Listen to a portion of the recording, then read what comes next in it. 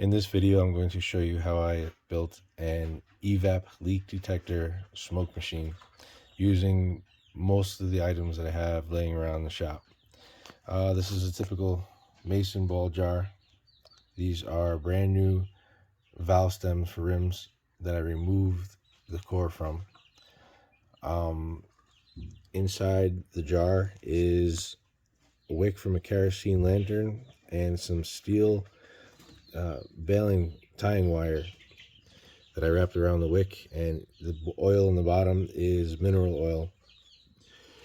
I was initially going to use my inverter that goes from 120 volts AC, controlled by the switch, to DC to power the coil, the heating element. However, I had an issue with my inverter, so I had to substitute with a 12 volt battery, and this here is my air pump. So we better explain, I have my low voltage power source, DC 12 volts, connected to the windings on my heating coil that is wrapped around a wick from a kerosene lantern, although that is not kerosene, that is mineral oil. I was careful not to allow the windings to touch to create a short and change the resistance. Simple wire nuts, and this is a 16 gauge appliance cord.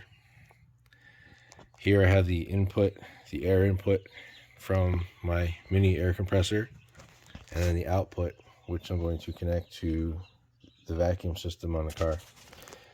So when I apply power to the heating element, you can watch it heat up and start to generate smoke.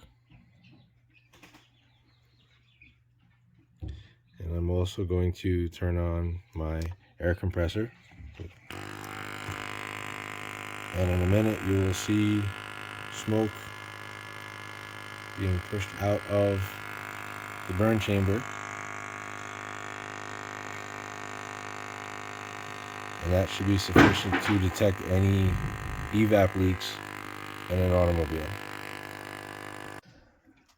I also want to add, this is for entertainment purposes only, and do not try this at home. The reason why I chose the materials that I did to use a glass jar, I had observed a video where someone used PVC plastic toilet plumbing parts for their burn chamber where their heating element is burning oil.